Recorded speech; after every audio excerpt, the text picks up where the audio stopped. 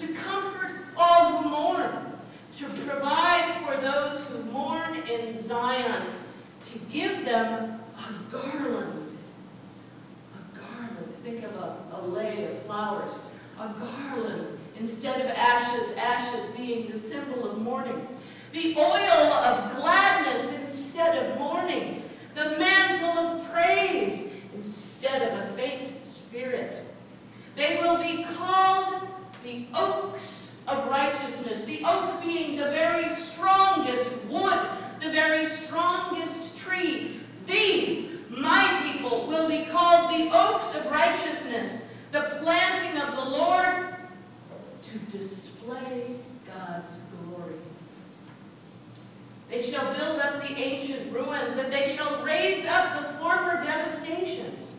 They shall repair the ruined cities, the devastations of many generations. Strangers shall stand and feed your flocks, and foreigners shall till your land and dress your vines. But you shall be called priests of the Lord. You shall be named ministers of our God. You shall enjoy the wealth of the nations, and in their riches you shall glory. Because their shame was double and dishonor was proclaimed as their lot, therefore they shall possess a double portion of everlasting joy. For I, the Lord, love justice. I hate robbery and wrongdoing. I will faithfully give them their recompense, and I will make an everlasting covenant with them. Their descendants shall be known among the nations, and their offspring among the peoples. All who see them shall acknowledge that they are a people whom the Lord has blessed. All of the people of the world will see and acknowledge that they are a people whom the Lord has blessed. I will greatly rejoice in the Lord. My whole being shall exult in my God. For God has clothed me with the garments of salvation, has covered me with the robe of righteousness, as a bridegroom decks himself with a garland, and as a bride adorns herself with her jewels. For as the earth brings forth its shoots, and as a garden causes what is sown in it to spring up, so the Lord will cause righteousness and praise to spring up before all of the nations. And it shall be seen in the faces of God's people.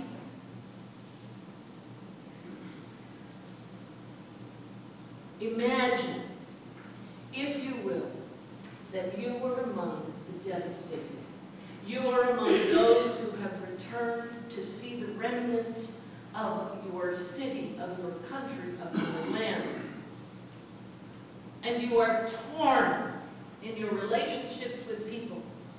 And this word is said to you.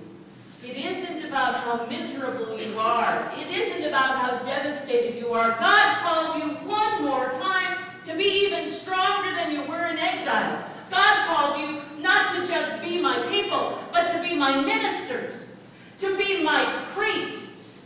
God calls you to be the ones who will preach the good news to the poor. God calls you to be verses 1 and 2 of chapter 61.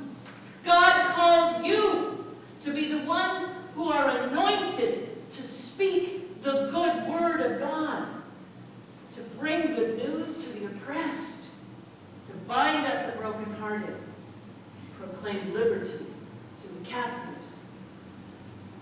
What came to mind as I was reading this was that wonderful hymn where that is actually an Easter hymn. And it has a verse, this is the verse, the very first verse of the Easter hymn. And it goes, where are you? Oh yeah. Come ye faithful, raise the string of triumphant gladness. God hath brought forth his Messiah into joy from sadness. Loosed from Pharaoh's bitter yoke, Jacob's sons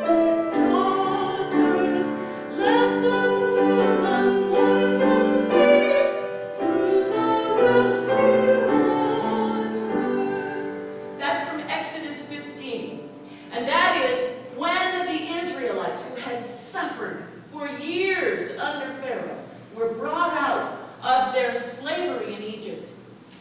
Now I wrote a verse for the folks who just came back from Babylon. Come ye exiled homeward bound, lift your banner skyward. God has promised life and life to your sons and daughters. See your temple built anew, see its glory rising. Priestly people you shall be, never more despising. And for those of us who are in this day, who are facing some tough times, one more verse. Come ye followers of the Christ, everyone's invited. People from all walks of life, no matter what your plight is, the gifts of love, peace, grace, and joy, offered by God's pleasure, free to every heart and soul, abundant beyond measure. I invite you. God has hope for humankind, even in the toughest of times, even in the bleakest of times. And God's plan for humankind is that we should have joy and have it abundantly. No matter what is true about our lives in the current circumstances, whether we are financially secure, strapped, or going broke, if we are content or miserable in our work, if we are healthy or ill in our minds and our bodies, if we are worried, not about ourselves, but maybe about the rest of the world, or maybe about ourselves, God wills that we should know joy. Look for it, will you, this season? Look for it, will you, everywhere you can. Be it in the moments of receiving a Christmas card from an old friend, or maybe a new friend. Or let it be at a time when you're laughing. And when you find something joyously funny, don't just titter.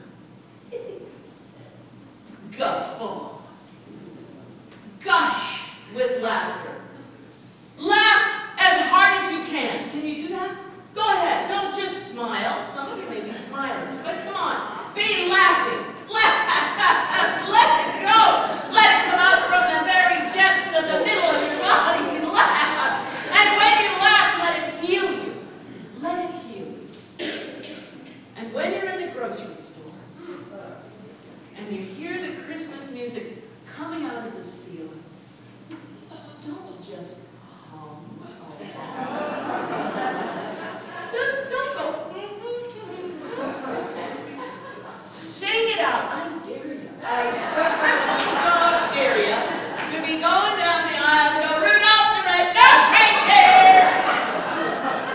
I want you to do it. I want you to do it. And I want you to just be the priests of God's joy in this season and just let it come out. And I guarantee you that everybody in that grocery store walking down those aisles is going to smile.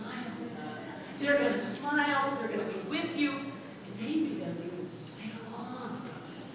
Just pretend you're in one of those 1950s musicals and go for it.